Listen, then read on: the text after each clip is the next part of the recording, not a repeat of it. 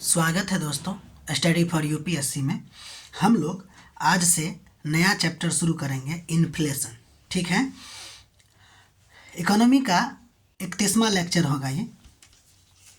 तो देखिए, मुद्रास्फीति के बारे में अगर पूछा कि जाए कि ये क्या होता है, तो एक स्थिति होती है वो जिसमें सामान्य मूल स्तर से में लगातार वृद्धि होती रहती है, यानी कि किसी भी वस्तु के कॉस्ट में लगातार जो वृद्धि होती रहती है उसी को हम लोग क्या कहते हैं, मुद्रास्फीति कहते हैं। जिसके वजह से होता ये है कि जो मनी है ना, उसकी क्रय शक्ति में गिरावट आ जाती है। मतलब कि कम वस्तु मिलेगा आपको ज़्यादा पैसा देने पर। मतलब मुद्रास्फीति मतलब कि आवश्यक वस्तुओं के कीमत के स्तरों में वृद्धि। ध्यान दीजिएगा, मुद्रास्फीति में हम लिखे हैं कि आवश्यक वस्तुओं के कीमत स्तर में वृद्धि मुद्रास्फीति कहलाता है। अब आवश्यक क्यों लिखे? क्योंकि जो आपके लिए ज़रूरी चीज़ें हैं उसके मूल्य में वृद्धि होगी तो आपको लगेगा कि मुद्रास्फीति है। अगर मान लीजिए कि आपको कार की ज़रूरत ही नहीं है और कार का मूल्य बढ़ जाए तो उससे क्या फ़र्क पड़ेगा आपको। इसलिए मुद्रास्फीति का संदर्भ हर एक व्यक्ति के लिए अलग अलग हो सकता है। इसलिए बोले हैं कि आवश्यक वस्तु की कीमत में बढ़ोतरी जो होगा वो मुद्रास्फीति होता है, जो सबको प्रभावित करता है। जैसे एग्जाम्पल के लिए देखिए, 2015 में दूध आपको 30 रुपये लीटर मिल रहा था, 2016 में 60 रुपये 2026 में 60 रुपये हो गया। हुआ क्या? दाम बढ़ गया, यानी पैसे की ताकत घट गई। इसी को क्या कहते हैं? इन्फ्लेशन कहते हैं। उम्मीद है समझ गए होंगे। इन्फ्लेशन क्यों होता है? तो इसका बहुत सारा कारण है। या तो डिमांड ज़्यादा हो जाए और सप्लाई कम, कच्चे माल की कीमत बढ़ जाए, सरकार ज़्यादा नोट छाप दे, या फिर टैक्स या फ्यूल का दाम बढ़ जाए तो भी इन्फ्लेशन आ सकती है। ठीक है, तो ये है आपको इन्फ्लेशन के बारे में। उम्मीद है आप लोग नोट बना रहे होंगे। ठीक है, मिलते हैं, मतलब आगे देखते हैं अभी। और इन्फ्लेशन के अगर हम प्रकार की बात करेंगे तो बहुत सारा प्रकार है, जिसमें पहला हम लोग पढ़ेंगे डिमांड पुल इन्फ्लेशन, यानी इसको कहते हैं मांग जनित मुद्रास्फीति।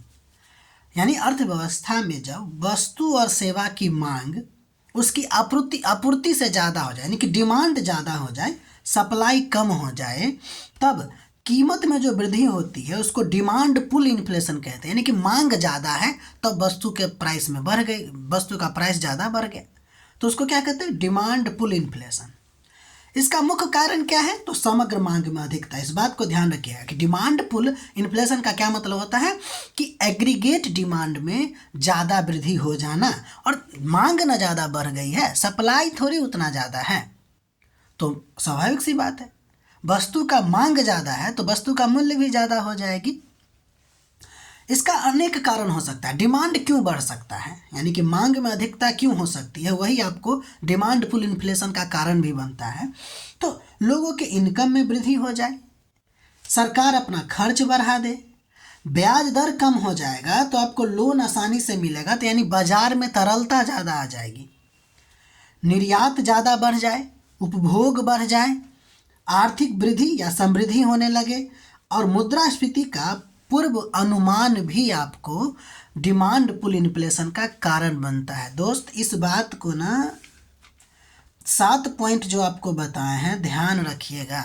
क्वेश्चन डायरेक्ट बन सकता है डिमांड पुल इन्फ्लेशन का कारण में कारण स्पष्ट कीजिए, जिसमें आपको दे देगा कि ब्याज दर में वृद्धि, निर्यात में कमी। तो ध्यान रखिएगा, ब्याज दर में कमी होता है, निर्यात में वृद्धि होती है, उपभोग भी वृद्धि हो जाएगा तो भी डिमांड पुल इन्फ्लेशन का कारण बनेगा।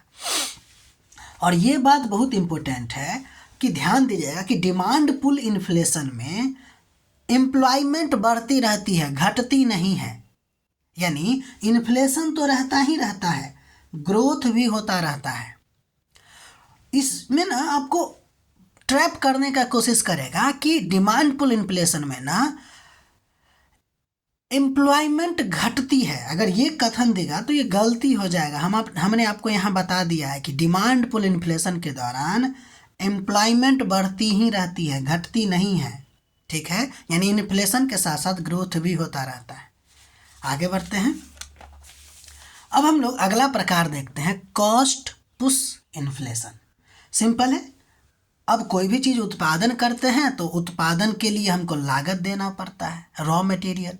तो अगर रॉ मटेरियल के लागत में वृद्धि हो जाए, ठीक है, तब इसको कॉस्ट, तब जो वृद्धि होती है वस्तु एवं सेवाओं की कीमत में, तब इसको हम कहते हैं कॉस्ट पुश इन्फ्लेशन। मतलब बनाने की लागत अगर वृद्धि हो जाएगा तो वस्तु भी जो बन के आएगा वो भी महंगा हो जाएगा।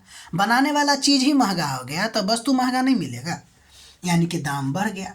जब उत्पादन की लागत बढ़ने के कारण, वही बोले हैं फैक्टर कॉस्ट बढ़ने के कारण वस्तु और सेवाओं की कीमत में वृद्धि होती है तो उसको कहते हैं कॉस्ट पुश इन्फ्लेशन।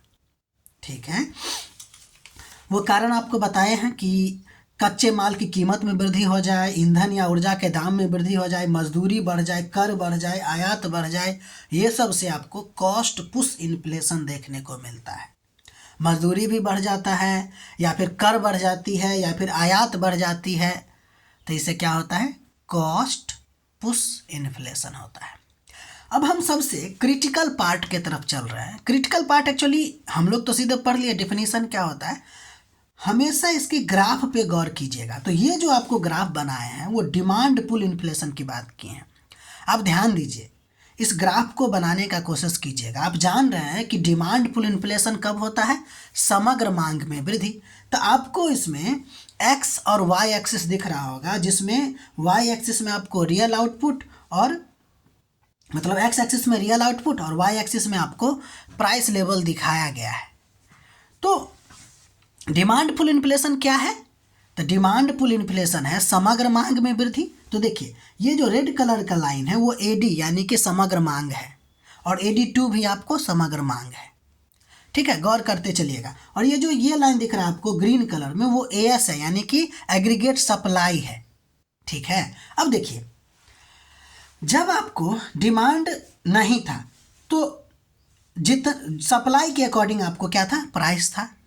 प्राइस ये इक्विलिब्रियम का स्टेट है। लेकिन जैसे ही अगर आपको डिमांड बढ़ा, यानी कि एग्रीगेट डिमांड बढ़ा, तो आप देख रहे हैं कि प्राइस भी क्या हो गया, बढ़ गया।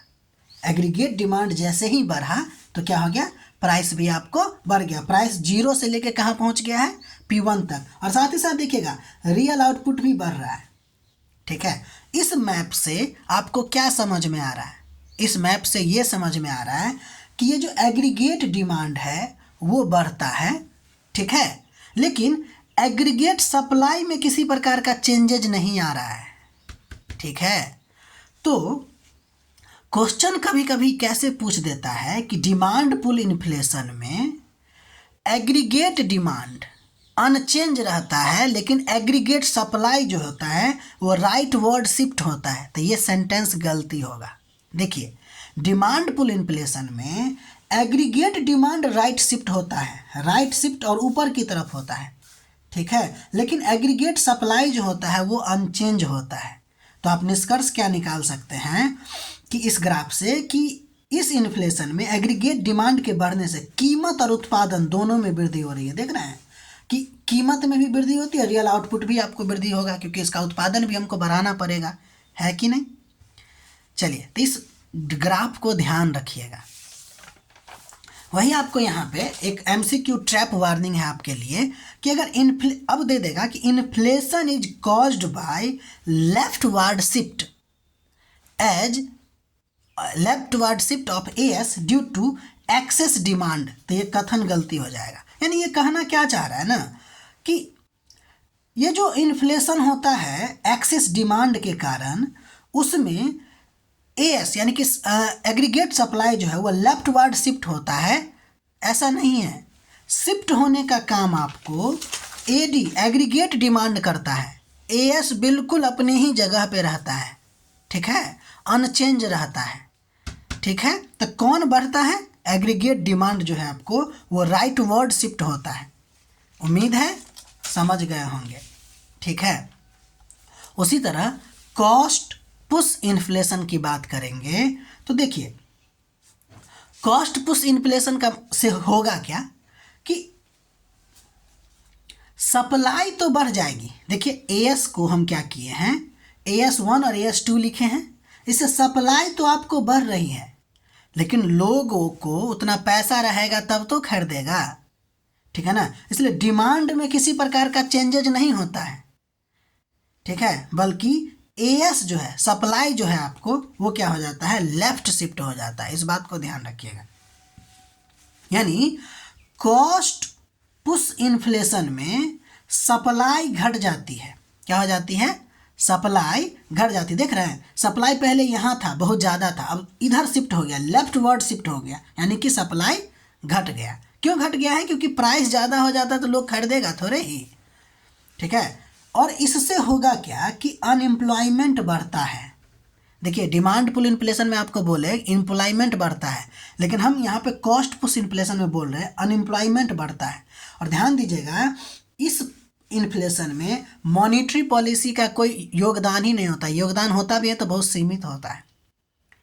एक और क्वेश्चन आपको फंसा सकता है कि कॉस्ट पुश इन्फ्लेशन जो होता है ना, उसमें अगर आपको देगा कि इससे स्टैगफ्लेशन जुड़ा होता है तो आप लोग कहिएगा यस। स्टैगफ्लेशन कुछ नहीं है, बस ये है कि इन्फ्लेशन के साथ साथ अनएम्प्लॉयमेंट का बढ़ना स्टैगफ्लेशन कहलाता है, और ये आपको कॉस्ट पुश इन्फ्लेशन से जुड़ा होता है, ठीक है दोस्त। इस ग्राफ को बनाने का कोशिश कीजिएगा और 1 से 2 बार, 2 से 3 बार समझने का कोशिश कीजिएगा कि इसमें लिखा क्या है। आप एक बार नोट बनाइए और लिखने के बाद इसको जब बार बार पढ़िएगा ना, तो समझ में आएगा कि कैसे क्वेश्चन बन सकता है, ठीक है। बाकी मिलते हैं हम लोग अगले वीडियो में। चूँकि इन्फ्लेशन की शुरुआत हो चुकी है, अभी तक हम लोगों ने 4 लेसन पढ़ चुका है, अब हम लोग 5वां लेसन की तरफ चल दिए हैं, ठीक है। मिलते हैं अगले वीडियो में।